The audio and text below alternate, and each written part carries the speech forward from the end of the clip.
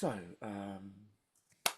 I want to start off by taking you to a magical place in your business where you don't have to do any hustle for lead generation. All your clients, all your prospects come to you, and they're the perfect dream clients that you love working with, and everything is just nice and easy. You can spend all your time delivering to wonderful clients. Does that sound good? Would we all like to be in that place? Yes, right. Well, unfortunately, there is no magic bullet. I'm not going to suggest that referrals is the sole thing that's going to do that, but oh, bear with me. How do I? My chat bit for a minute, people's gone. But 84% of B2B decision makers say the buying process starts with a referral. And companies that have these formalized referral programs experience 86% more growth. So while it's not a magic bullet, all the stats prove to when we get this stuff right in our businesses that it really works. It's why things like it's not what you know, it's who you know are so powerful. And it kind of it makes sense really when we think about it, both on a statistical point of view, but from a deep kind of internal point of view as well. Word of mouth is the oldest form of marketing. It speaks to our tribal instincts to want to connect and want to share positive experience and belong to something. And referrals really, really plays its part in that. So there's both an emotional pull towards referrals, but actually all the stats are there to back it up as well. So quick show of hands though, how many people on the call get referrals into their business at the moment? Okay. Okay, so most people. Okay, how many of you are asking proactively? Okay, yeah, much fewer. And how many of you had said you kind of have a formalized kind of process around this stuff? Okay, a shaky hand. Right. So the same survey that did those other stats said only 30% of companies did. So that's kind of the norm. Now, what I would say when I talk about formalized referral programs, I'm not talking about you launching a referral program to great big fanfare, chucking out Amazon vouchers if people will refer you, all that stuff. I don't really do affiliates. Everything I'm going to speak about today is just about being more intentional about how you ask for introductions. It's about still being completely natural. Referrals are still a personal thing, and that's what it's about today. People refer you for what you do, not what you sell, and it's still that emotional piece. So that's what we're going to focus on today. It's just some practical tips around how you can be much more intentional in your asks. Very quickly, for those of you that I haven't had the pleasure of meeting before, who am I and why should I be talking about this stuff? So I used to run a membership organization, Business Scene, you'll see the logo there. We grew that to almost 2,000 small business owners, almost entirely through referrals and strategic partnerships. I then ran a benefit business that was responsible for providing leads to some of the big global brands you see there. We had reach of about 1 million small business owners. So I've had a reasonable amount of success, but I've also made or witnessed many, many mistakes as well. So now at Collaboration Junkie, I help brands identify, nurture and scale referral and partnership opportunities, all based off real practical lived experience. So what I'm going to do, if that's okay, is spend half an hour delivering you some content. And then if I do that, then right at the very end, I'll spend just 2 minutes telling if you want some extra support, then I'll tell you how you can do that. But this isn't going to be a thinly veiled sales pitch. It's going to be hopefully all good content that you're going to be able to go and use right away. So we are going to cover the who, the why, the what, the when, and the how of referrals. But there is a golden rule that sits across all of this stuff, and that's we need to make it easy for people. Quick show of hands, who here's busy at the moment? Yeah, okay, right. So whether that's busy because we've got loads of clients or just general busy, we live in a busy world, right? Hustle culture, all that stuff is there, which means if we want someone else to do something for us that isn't part of their day-to-day activity, we've got to make it easy for them to do so. Because otherwise, even if someone wants to help you, if it's not easy for them to do it, they'll put it to one side and go, I'll get round to that. I do really want to help Chris out, so I'll get round to that. But how often do we really get round to those things that are on our I'll get round to that pile? We don't. So everything today is going to be about making it really easy for people to refer you. So quick bit of audience participation. There's a blank screen here for a reason. What would you say? What quick shout out from anyone? What would your definition of a referral be? When I say the word referral, what are you thinking? Oh, who's going to jump in? Yes, Jane. Thank you. When somebody refers you for a piece of business, somebody recommends your products or services and suggests that a business owner works with you. Yeah. Okay. Anyone else? I think that's pretty much spot on. No. Okay. Right. Well, here's my definition, and it's a warm, contextualized introduction to another individual from a mutual connection. And so for me, like there's a varying range of referrals and introductions, and we'll come to that. But for me, it's that contextualized piece. It's someone actually kind of warming that introduction up so that the person really knows what it's about. And that's the sorts of things we're going to focus on today. So why are referrals great? Again, shout out, feel free. You kind of already got a glowing endorsement. Yeah, absolutely. Yeah, endorsed. Yeah, Jane, you came off mic. Yeah, the trust's already there. There's no big sell. You're straight into the pitch. Yeah. Yeah, absolutely. There's a famous saying that people do well. The full saying is all things being equal, people do business with and refer business to people they know, like, and trust. And so, yeah, while a referral doesn't negate that process, it certainly shortcuts it, which means sales cycles are shorter. There's less haggling on price. You're way less likely to get ghosted by someone that's come to you via referral as well, because someone else's reputation is amongst all that. It grows the business with clients you love working with. You can pick and choose who you ask for introductions. So if you're unfortunate to still have the odd arsehole client, don't ask them for introductions because they probably know other assholes. It's also the ultimate sign of trust. I work with sometimes when I work with brands, they'll talk about they've been nervous about asking for introductions because it might push their other clients away. Actually, the opposite is true when you position it in the right way. Every time someone makes an introduction to you, they are not just giving you a lead, they are giving you a little bit of their reputation as well, which is the ultimate sign of trust. So every time they do that, actually, you're drawing your clients closer into your business. Introduced clients are way more likely to become introducers as well, because it's how they came into you. So this isn't a linear thing. It can actually really scale. One can become two, two can become four, etc. And if you've got a team, then getting all your team involved in the referral process and being confident to ask your customers brings them closer in as well when you build this culture of referrals. So there's 101 other reasons I could probably put down as to why referrals are so great. So, looking for some honesty and a little bit of vulnerability here. Those of you that weren't asking, even though you probably know how great they are, why aren't you asking right now? What's stopping you from asking consistently right now? Yes, Chris. Oh, both Chris's. Chris Saunders, you put your hand up. It's like so to do with the name.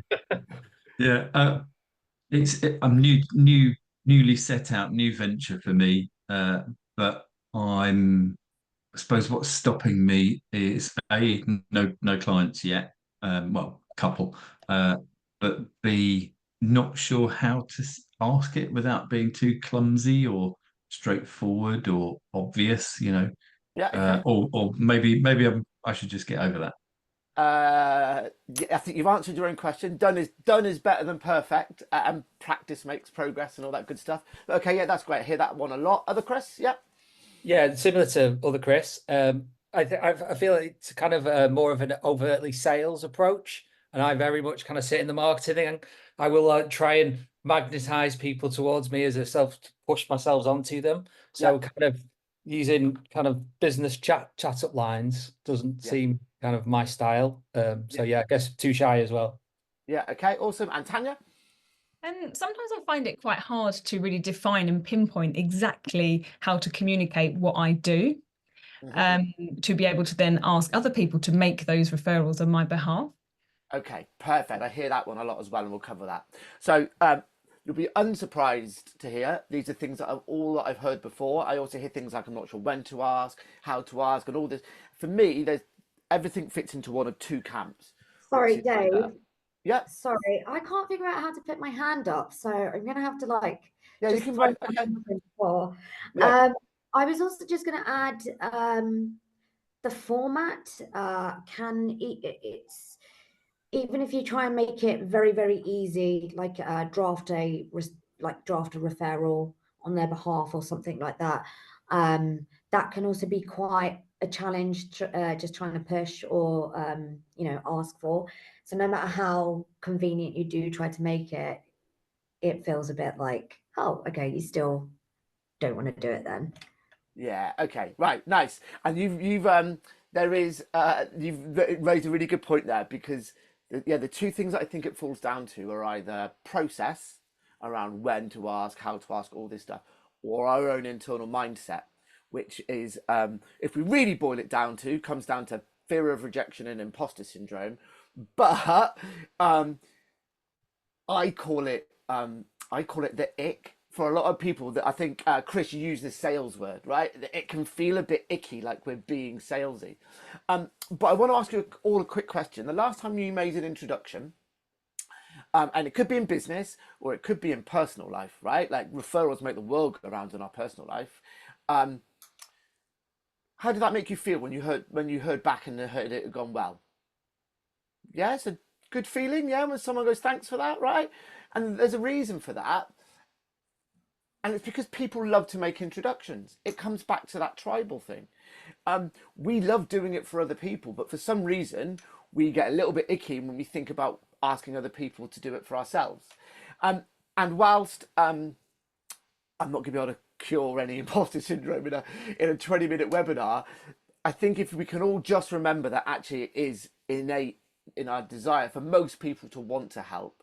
Typically, if we can make it easier for them and it feels a bit more natural and a little bit less salesy, then we'll feel more comfortable doing it. And that's what I want to focus on today. Because at the end of the day, what's the worst that could happen? Someone said no.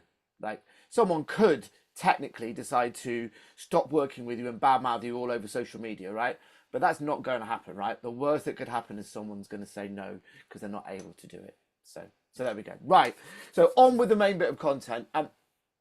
First thing being, so I said the who was first, right? And Chris Saunders, I think this is a good one for you. Now, I would add, I'm sure Guess Who was a little bit more diverse than it was back in the 80s, but that's a Guess Who I grew up with, so it's the one I've used on the image. Now, yes, clients are obviously the easy point of call for people we can ask for introductions, right? And particularly clients we love working with. But don't forget prospects, don't forget your previous clients, previous networks as well. You never know who someone knows. So Chris, if you're an early venture without kind of a big client portfolio, don't be afraid to tap into to your old networks. I'm sure there's a bunch of people who want to support you, right? And so actually you've got a real good reason, you've got some context for asking them. So advisors, wider community, essentially anyone and everyone, you can ask for introductions, and they'll all have different drivers as to why they want to refer, which is why I immediately come on to reward and recognition. Now, for most people, it's a little bit different with partnerships where there's a commercial relationship in place. But for me, I would suggest most people, they will introduce you because they want to introduce you. There is a brilliant book called Drive by Dan Pink that talks about extrinsic and intrinsic motivation. I will share the TED Talk in the follow-up email because it's like a little 15-minute snippet. And he talks about the difference between these two things. And there's been loads of studies that show most of us are intrinsically motivated in terms of we want to do something just because it feels good and it's a nice thing to do. And if you then overly incentivize that up front, it can actually put people off. It can turn them away. It can make them feel icky.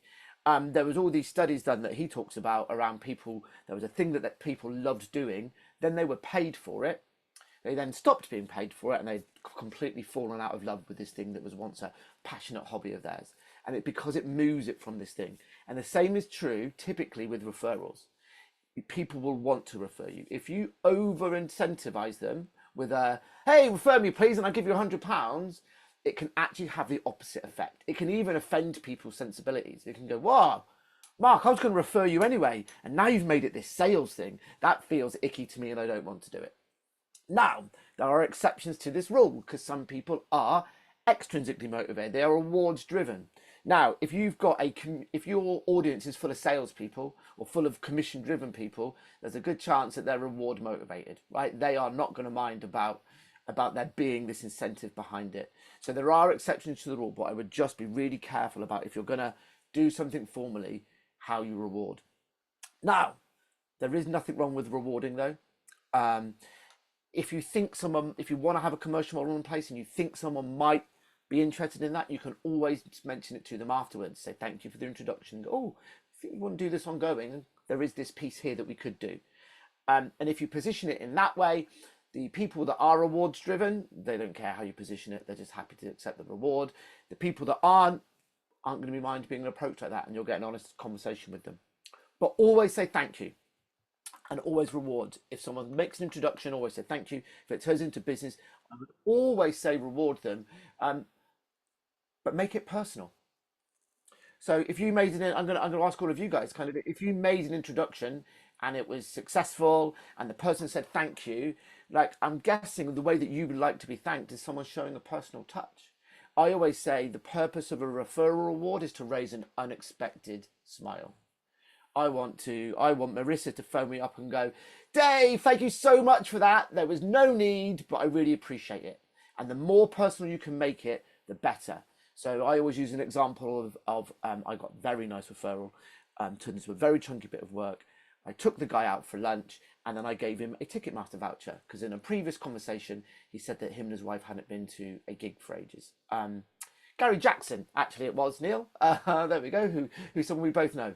And he was made up. And I told him, right, I want to hear about the gig that you went on. And that personal touch went way more than any kind of arbitrary commission piece.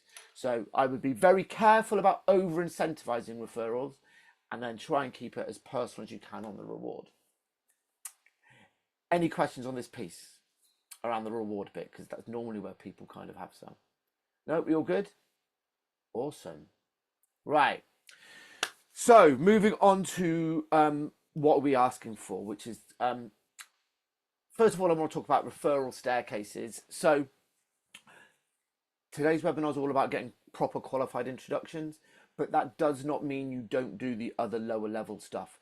Getting people to share your content, getting people to just shout about other stuff that you're doing is all good stuff.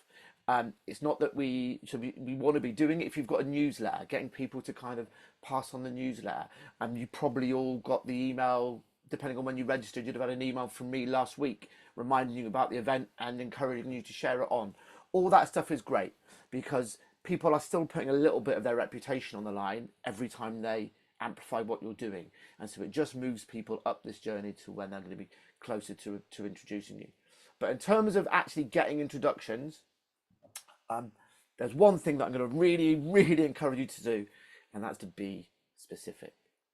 When I was running my membership organization, we were running 3 events a week up and down the UK, so I was probably seeing maybe 250 business owners a week. And as the host of the event, people would often come up to me and look for me to make introductions, which is fine. I love doing it. But they thought they would be really helpful when they went, oh yeah, I can be introduced to any small business owner, because we work with any small business owner, thinking they were really helpful. But it was actually the opposite, because all that I saw was a sea of people, like being at, maybe I imagine like people feel at the front of Glastonbury or whatever. The minute they were more specific and they said, oh yeah, I'd love an introduction to an accountant of this size who targets this type of customer or this value of customer, the minute they were more specific, my focus narrowed and narrowed and narrowed until I could pick out the girl at the front there with the flag. And so while the top of funnel dopamine hit of being specific isn't as great, the results will be. If you ask 10 people for an introduction and you're vague about it, then maybe all 10 will say yes, they'll do it. But you'll be lucky if 3 make one, and if any of those 3 are actually the people you really want to be speaking to. The minute you're more specific, you might not get as many yeses at the top, but the people that do say yes will do it, and you know it's the right person to speak to. So if you're really struggling about this, about being specific, I would just say, think about your favorite clients. Think about the people that you most enjoy working with, where the work is the most impactful, where you make the right amount of money as well, and they're the people you're looking for introductions to. And so the more specific about that type of business you can be, the better. And of course, we've got wonderful things like LinkedIn these days, where actually the most specific you can be is ask someone for an introduction to someone you know they already know. That is the easiest you can make it for someone. I love it when people ask me for a very specific introduction, because I can do it as long as they give me the right context, which we'll come on to. So that's one way of being specific. There is another way of being specific, though, which I call situational niching. And this is great for making things feel a little bit more relaxed, a little bit less salesy, and for having people kind of out there in the world ready and waiting to introduce you. So situational niching is all around understanding moments in time and triggers. So moments in time. I want you to think about the last sales conversation you had where it was super, super easy, right? Where the prospect was like, Matt, stop talking, just take my money. I needed to start working with you yesterday, right? Now, maybe that didn't quite happen that easily, but where everything just flows, right? I want you to think about the moment in time that person or that business was in. Because for each of your businesses here, there will be a moment in time of your client or prospect's kind of business or personal journey where they need your service more than any other time, right? It could be because they're moving office. It could be because they've hit a particular milestone. Maybe they've taken on their first employee. Maybe they're getting rid of some employees. Maybe it's a point in the financial year. Maybe there's a particular product launch. Maybe they're about to go to an exhibition. Maybe they've hit a particular block, right? All of our businesses will have a number of moments in time in them where we are absolutely mission critical. And typically it's because there's a problem to solve or an opportunity to take advantage of. And quite often it could be because they've had a shocking experience with one of our competitors. Like, we don't want to sell on that, but let's not negate it because it happens quite a lot, particularly in a professional service space.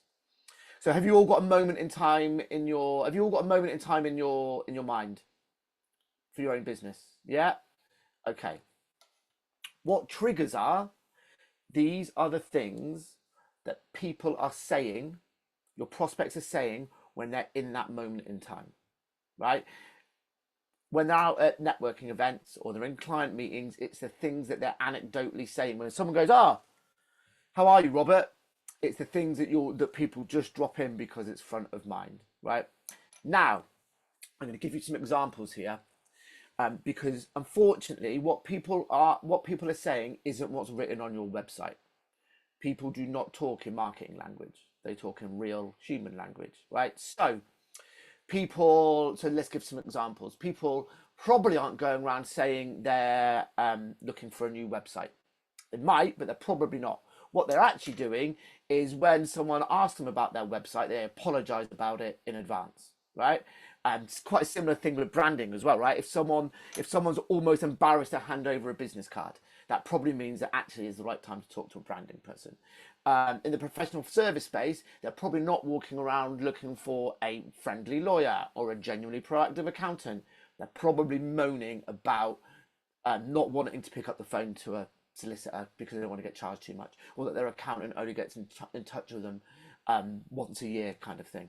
So those moments in time, think about the things that people are actually saying when they're in that. And if you're not sure on them, ask them your favorite clients, the clients that you've got the best relationship with. Go and ask them the words that they're using. And this stuff's great for your overall marketing as well, by the way, but it's really powerful referrals, because once you've got these triggers, then instead of going, hi, can you introduce me to marketing agency of 10 people with this focus, you can kind of go, hey Jane, brilliant that you loved working with us. Listen, next time you're out and about, while you're out and about, if you hear someone saying this, insert your trigger, then I'd love an introduction because, and then you add some context.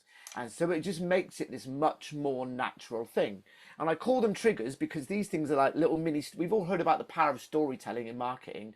Well, these are little mini stories. So they're way more memorable. They will sit there in the back of your client's or network's mind. And then when they do hear kind of Chrissy say whatever it was, Chrissy will go, "Oh, you should speak to Jane because," and it just pops out and triggers.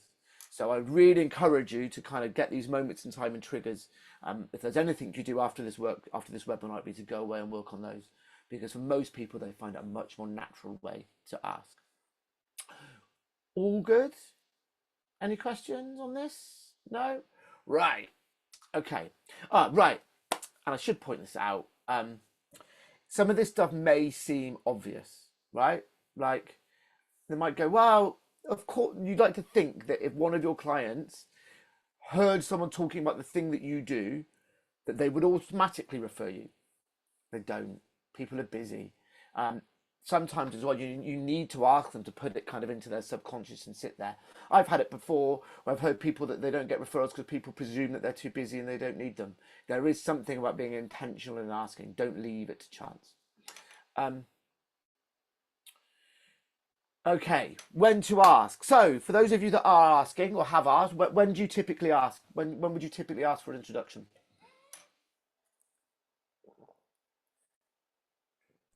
Yes, far away. After a project, a successful project. Okay, end of a successful project. Yeah, anyone else? No, I'm going to move on then. Right. So, yes, that potentially could be the right time. For me, I think all the time, any time, being opportunistic is it. But the best time is when your customers are most delighted. Absolutely at their most delighted, right? I'm going to move on because he gets quite distracted. And I call them wow moments. And Chris, I'm really glad you said that at the end of a project one, because that's what most people would say and would do. But I'm going to give an example here of why that isn't always the best time. I'm going to use my branding. When I got my branding done, I knew it was going to be good because I knew the owner of the agency. She's a personal friend now, met through work. So I knew it was going to be great. But when I got the first draft back of everything, it was so much more than I ever expected, right? I even get a little tingle now. I can remember just how exciting it was to see this. My new brand in front of me was absolutely amazing. When they delivered the assets, final assets, kind of a month down the line, which would be end of successful project, Chris, all they did then was they delivered against my already heightened expectations. So it wasn't a wow moment. It was still nice. It was great, but it was nowhere near as impactful as that real wow moment when I got the first lot of visuals back. And so what I would encourage you all to do is to think about your customer journey. And by customer journey, I mean from very first contact all the way through to maybe after you finish working with someone, and what happens to your clients after you finish working with them, and figure out where your wow moments are. You wouldn't ask all of them, that would be a bit pushy, the exact opposite of what I'm saying this is about. But being aware of where you might get these wow moments just means that you can be ready to go, oh, was that the reaction I was expecting? Right, maybe it's the right time to ask. I've worked with IT service providers where they get most of their referrals pre-customer because they do such a good job in the discovery phase of showing someone how much of a mess their Office 365 suite was, that they get loads of other referrals into that free spec call that they do. Some people it is end of project, but I know people like quite often for coaches in SEO and then SEO advisors, there's a lag effect. So it's not at end of project, it's actually 3 or 6 months down the line when there's been the impact has kind of been realized. And right now you might not have anything in your customer journey to get back in touch with people at that point, and I'd suggest here's a reason to do so. Yes, Chris. Dave, I noticed you work with Mercer, who I don't know which bit, whether it's the health side or the GI side. Can you recall when their wow moments were? Yes. So, different relationship there. They were a benefit provider to us in when I ran my membership organization. So Yeah. we worked as a more of a broadcast engagement tool. I'm afraid. So yes. So no, I didn't do that. I didn't do that bit of work with those people. Fine, no worries. Abby, yes. Yeah, hi. Sorry. Can I just ask, when you're saying about that wow moment, like when you first deliver, I think this might be answered in a minute, but I always feel like it's a bit presumptuous when we haven't finished the project. Like, especially if it's a new client. If it was somebody I knew, maybe, but someone who was new, because I'm thinking about my customer journey, and there is a point in our customer, we're a video and event production company, and we do a discovery phase that's quite different. And that's a really good point, because people go, wow, you've really captured this. I haven't actually delivered the deliverables yet. So I always feel it's a bit presumptuous to then say, can you refer me to someone? Right. So there is only one person who decides whether we've delivered enough value to be referable, and it's not us. Yeah. It's the person. Yeah. It's the person we're talking to. Mhm. Right. So I've so like the IT service provider you've already delivered value to them, Abby. Mm. Right. That's Yeah. the thing. People refer you for what you do, not what you sell. Mhm. Right. So if they've already got the measure of you, like these guys are great, then potentially they're ready and willing to refer. You Yeah. can seed it. You can go, amazing, love that you're doing this. Listen, if all being well, we love an introduction when we come to the end of the program. If you feel more comfortable kind of seeding an introduction, you can do. Mhm. I would say you can just ask, but Ask. but I know some people don't. Yeah, but whatever you feel comfortable to get going with. Yeah. But it won't be right for everyone, and you'll know that sometimes, and that's why you have these series of wow moments, is because Yeah. then you go, if you don't quite get the reaction, then maybe you do it another time. Yeah. The other thing to consider with these as well is don't ruin the moment. So that depending on your business, it might not be appropriate to do the referral request right there and then. Like if you're a coach, for example, and someone's just had an amazing breakthrough, and you then go try. I delivered this talk in person at a business show at Excel, and there was someone there who did cuddle therapy, right? And I said then, like, it would be entirely inappropriate if while you were hugging someone they had a breakthrough to kind of whisper in their ear, like, "Can I have a referral, please?" Like that's we're not saying do that, right? But if it doesn't feel right there and then, and you've got the client relationship where they know there's a contact point, just get back in touch with them really quickly afterwards, right? And go, listen, great, and then do your pitch. So don't ruin the moment. There's a healthy amount of ick. There is a healthy amount of ick for us to have, which is to go, am I going to sound like a dick if I ask now, right? Like, is it going to be salesy? And we just have to understand, am I getting in my own way, or is this a healthy pushback because now's not the right time? And that's referrals are a human thing. They're an emotional thing. So we need to get that. We need to get it right. Which moves on to how to ask. Now, there is only one golden rule, and that you need to actually ask for an introduction, because otherwise you get this thing where people go, "Oh, I mention you all the time," and you're like, "Do you?" Because I don't see the people coming, right? "Oh, I've spoken to you to so and so, they're going to get in touch."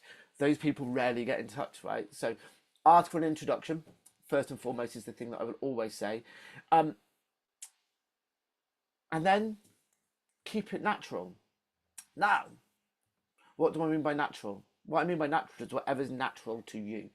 Okay, so I'm normally quite direct in my asks, and I normally do it quite cheekily. Now, that suits my personality. It suits how I engage with people. I can also be quite direct because it would be a little bit strange if I wasn't actively kind of doing referrals when it's a subject I educate on, right?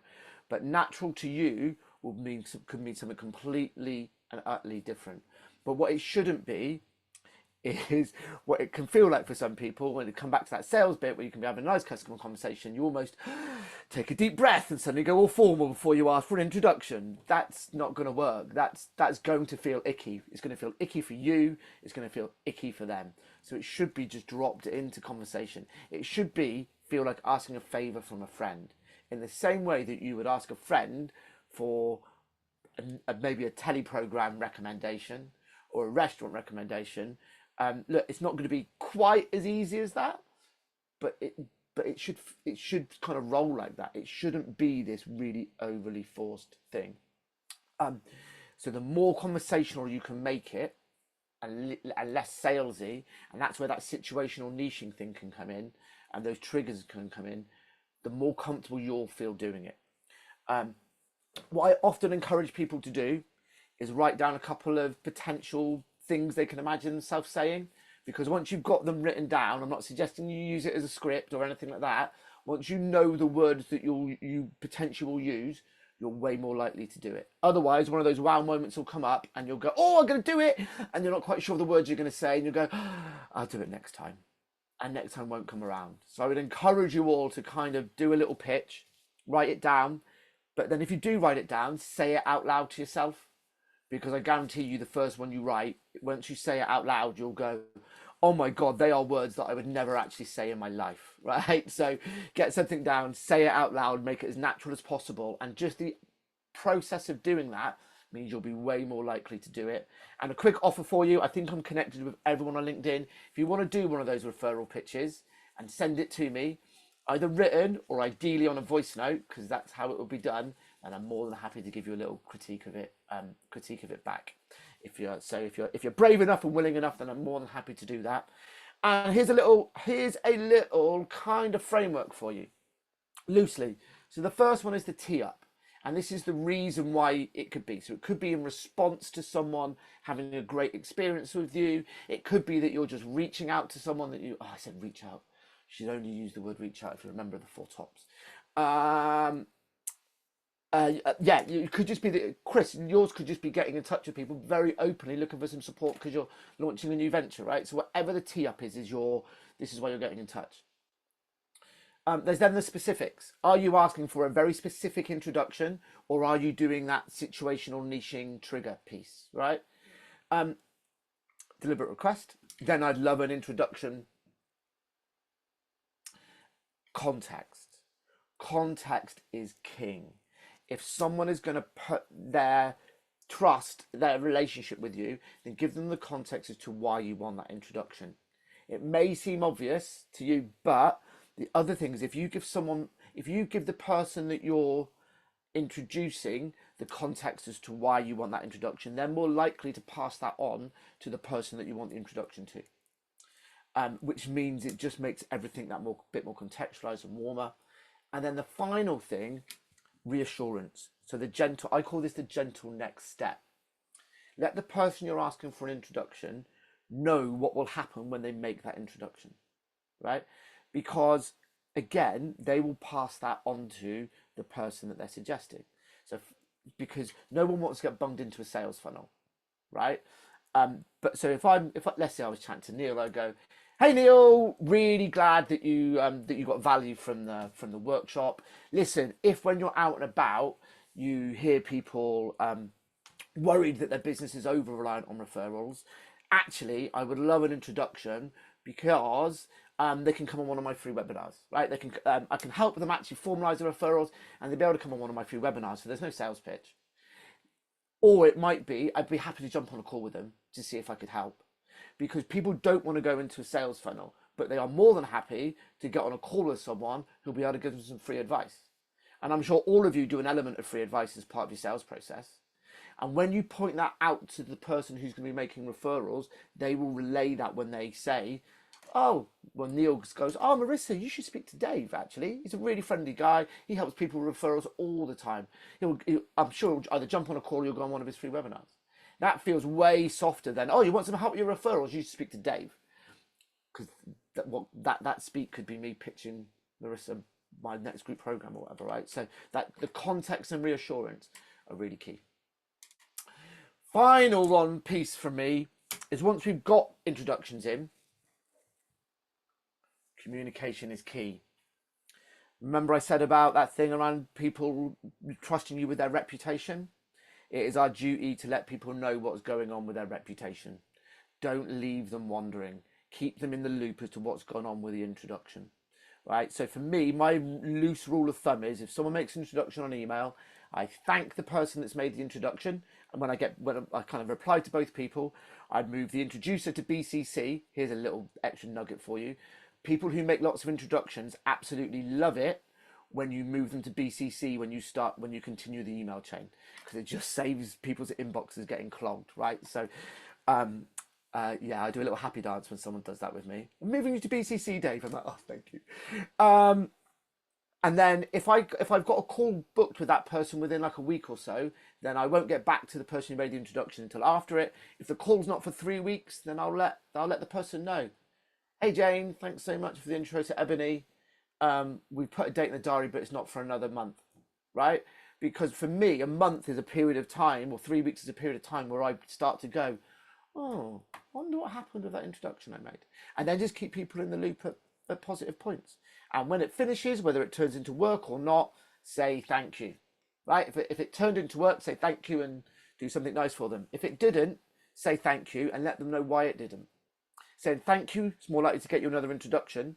Letting them know why, if it's because the introduction wasn't quite right, letting them know why subtly educates them as to what a better introduction will be in the future. So that's me. Keep it natural, be as specific as you possibly can, and really try and capture those wow moments. Kind of don't let your ick get in the way. Have a healthy bit of ick. Look, guys,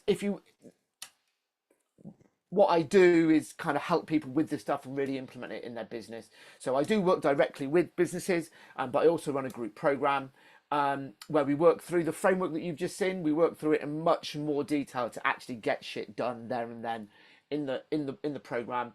There's a big old document and an action plan to support implementation. You're part of a group, so you get that, and there's one-to-one support as well. There's a maximum, it's online, there's a maximum of 8 business owners, it's 750 quid plus VAT.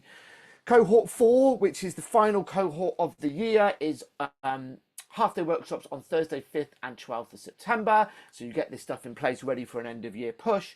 There's then 3 fortnightly follow-up sessions to just share wins, share what's gone well, bit of accountability, just really use the implementation word again. It's all about making sure that this stuff actually happens. There's a one-to-one session with me, 5 spots left. If you're interested, then there's an early bird session, which early bird bonus, which is an extra one-to-one session with me for anyone that confirms within July. I will send you details. If you're interested, then drop me a note in the chat, or I'll put a link to book a call and things as well. Would love to see you on there. Everyone who's been on the cohort 4 is already getting more referrals than they were. It's super practical stuff. So I'd love to see you there. But that's it from me. So, any questions? No, none, not one.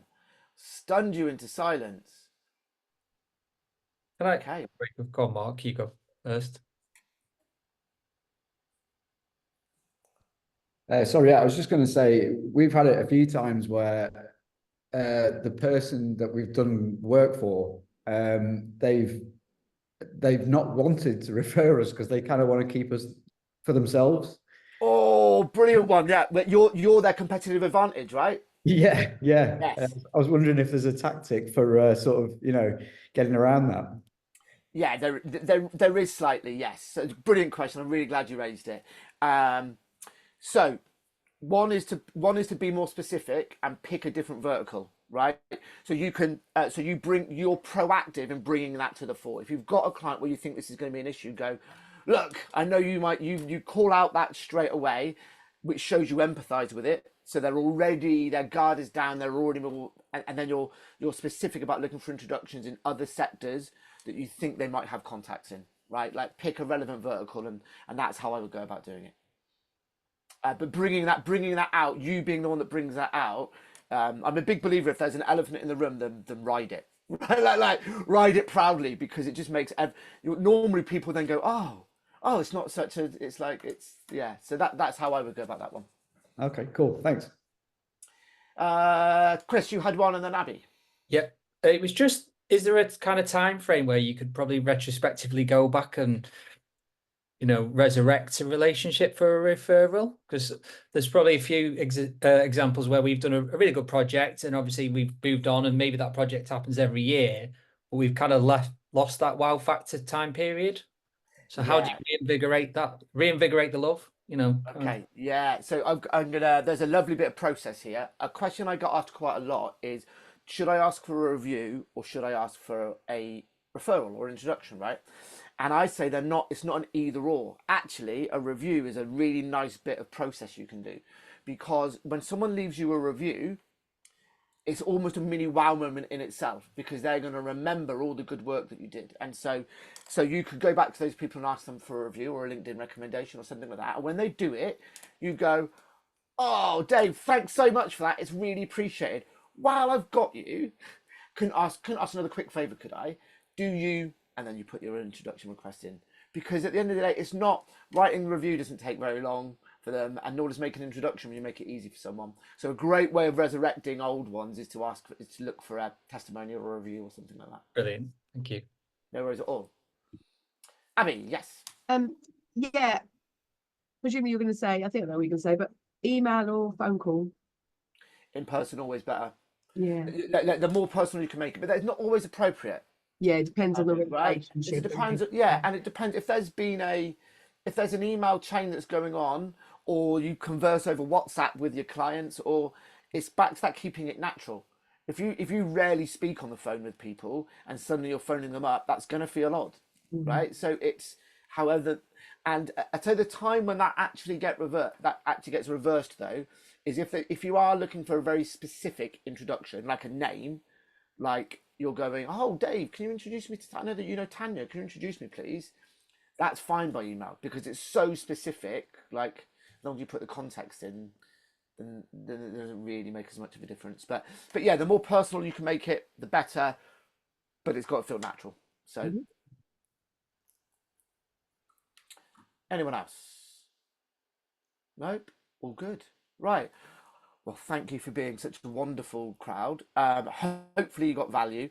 My referral request, which would be odd if I didn't, would be twofold.